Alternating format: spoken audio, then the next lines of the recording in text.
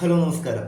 G S ടിയിൽ നിന്നുള്ള ഏറ്റവും പുതിയൊരു അപ്ഡേറ്റ്സ് ആണ്, അത് ഏറ്റവും പുതിയൊരു നോട്ടിഫിക്കേഷൻ ആണ് ഇന്നത്തെ ഈ വീഡിയോയിൽ നമ്മൾ ചർച്ച ചെയ്യാൻ ഉദ്ദേശിക്കുന്നത്.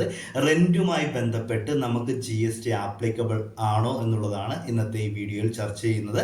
നമ്മൾ പുതിയൊരു അപ്ഡേറ്റ്സ് പ്രകാരം റെന്റിന് നമ്മൾ ജി എസ് ടി അടയ്ക്കാൻ, നമ്മൾ കൊമേഴ്സ്യലായിട്ട് എടുക്കുന്ന റെന്റ് കാര്യങ്ങൾക്ക് നമ്മൾ ജി എസ് ടി അടയ്ക്കണം എന്നുള്ളൊരു പുതിയൊരു നോട്ടിഫിക്കേഷൻ ജി എസ് ടി പുറപ്പെടുവിച്ചിട്ടുണ്ട്. അത് എന്താണ് എന്നുള്ളതാണ് ഇന്നത്തെ ഈ വീഡിയോയിൽ നമ്മൾ ചർച്ച ചെയ്യാൻ ഉദ്ദേശിക്കുന്നത്. അതായത് നമ്മളൊരു ബിസിനസ്സുകാരനാണെങ്കിൽ നമ്മുടെ ബിസിനസ് പർപ്പസിന് ആവശ്യമായിട്ട് റെന്റഡ് ആയിട്ടുള്ള കാര്യങ്ങൾ നമ്മൾ എടുക്കാറുണ്ട്. ഇവയ്ക്ക് നമ്മൾ ജി എസ് ടി പലപ്പോഴും കൊടുക്കാത്ത വേണ്ടാവും.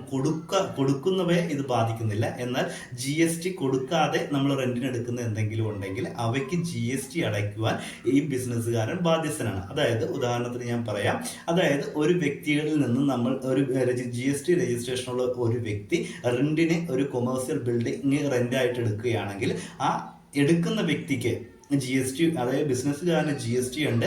എന്നാൽ ഈ റെന്റിന് നൽകുന്ന വ്യക്തിക്ക് ജി എസ് ടി രജിസ്ട്രേഷൻ ഇല്ല എങ്കിൽ ഈ എടുക്കുന്ന വ്യക്തി, ഈ ബിസിനസ്സുകാരൻ അത് എത്രയാണോ റെന്റ് നൽകുന്ന ആ തുകയ്ക്ക് ഈക്വലായിട്ട് 18% ജി എസ് ടി അടയ്ക്കുവാൻ ആ ബിസിനസ്സുകാരൻ ബാധ്യസ്ഥനാണ്. എന്നാൽ നമ്മൾ മനസ്സിലാക്കിയിരിക്കേണ്ട ഒരു കാര്യം എന്ന് പറയുന്നത്, രണ്ട് വ്യക്തികൾക്കും ജി എസ് ടി രജിസ്ട്രേഷൻ ഇല്ല എങ്കിൽ, ജി എസ് ടി എടുക്കേണ്ടവരല്ല എങ്കിൽ ഈ നിയമം അവർക്ക് ബാധകമല്ല.